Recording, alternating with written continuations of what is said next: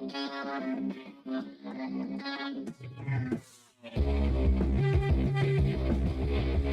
is up, Baltimore Ravens fans? It's your old friend IndyCar Tim here with the Baltimore Ravens Daily Blitz. This Sunday, it is Cleveland Browns post-game edition. And I bet that one didn't go the way you thought it was going to. It certainly did not go the way I thought it was going to. And I bet right about now, Baltimore Ravens fans are clamoring for Deshaun Watson to be back in the Browns lineup.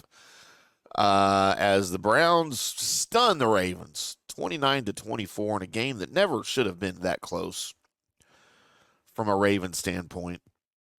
You've got a backup quarterback in the game that hasn't made an NFL start in 2 seasons, never with his current team. You've got Lamar Jackson. You've got Derrick Henry. You've got John Harbaugh, who I would take over Kevin Stefanski any day, especially this year. But here we are, 29-24, Browns over the Ravens. Jameis Winston threw a 38-yard touchdown pass, his third of the game, to Cedric Tillman with 59 seconds left as the Browns complete the improbable, the inexplicable, the unnecessary win over the Ravens. Making his first start in 2 years, replacing Deshaun Watson. The Browns knock off the Ravens there in the AFC North. The Ravens made it interesting. Jackson drove the Ravens to the Cleveland 24 in the final seconds of the game, but couldn't do anything. He bought time to avoid sacks, but he threw 2 incompletions into the end zone. The second one to Zay Flowers to end the game.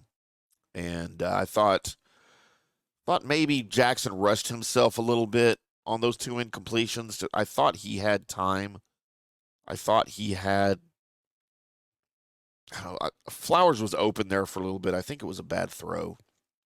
But I think maybe Jackson agreed, because following that play, he threw his helmet down in front of the bench, the Ravens bench. As the Ravens snap their 5-game winning streak, and look, it's not the end of the world. It's a loss to a division opponent that's not going to be anywhere in the division race. They're 2-6. The Browns are. Ravens are 5-3. You lost the first 2 games of the season, rattled off 5 in a row. You're going to lose. You lose to the Browns on Sunday. Just go rattle off 5 more in a row. All right, the season's not lost here. Bengals aren't playing well. Steelers look pretty good under Russell Wilson, but how long is that going to last? We don't know. And head-to-head, I can give me the Ravens over the Steelers at any point this season. They've got two left here after the Steelers bye next week. So it is what it is. Jameis Winston finished the game 27-41 for 334 yards in his first start since September 25th, 2022 for New Orleans. He took over Cleveland's offense this week, of course, after Watson suffered that season-ending Achilles tendon rupture a week ago. But the Browns look a lot better under Winston than they did Watson. They eclipsed 300 yards for the first time. They scored 20-plus points for the first time. It's a different team under Winston, and I'm not sure why, other than maybe Watson, as we have seen this year, has just degraded to the point that he's not even a serviceable starter anymore.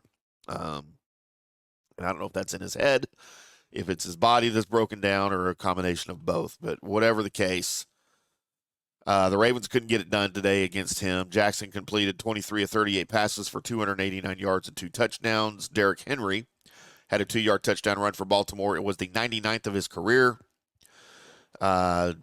He scored with 2:36 left to give the Ravens a 24-23 lead. But Kyle Hamilton drops that interception that hit him in both hands on the eventual game-winning drive. That would have sealed the deal for the Ravens. But wasn't to be. Hamilton just couldn't keep it, couldn't catch it, couldn't hold it. And then with new life, the Browns go down, and Winston connects with Tillman for the game-winning touchdown pass. Before that, Jackson had a nice 6-play, 91-yard scoring drive. He used both his arms and his legs. Henry finished that possession with a short TD burst into the end zone. By the way, that tied him with Hall of Famer Barry Sanders for 10th place on the career scoring list. So a little bit of personal accolades for Henry on Sunday. But overall, the Ravens came in averaging a league best 461.4 yards per game. Didn't get anywhere near that on Sunday. They made uncharacteristic mistakes. Justin Tucker missed a 50-yard field goal. That very rarely happens, although it's happening more and more as Tucker's beginning to show his age. But it is what it is. Nelson Aguilar, Mark Andrews both caught touchdown passes. And defensive end Brent Urban sustained a concussion in the first quarter. Michael Pierce limped off the second quarter and did not return as far as injuries go. We'll continue to monitor those for you here on the Baltimore Ravens Daily Blitz and help you get ready for the Chargers on November 3rd, the next opponent for the Ravens. But I would love to hear what you guys thought about the loss on Sunday to the Browns. Who's to blame? Who's at fault? Was it a collective team effort? Was it Jackson? Was it Harbaugh?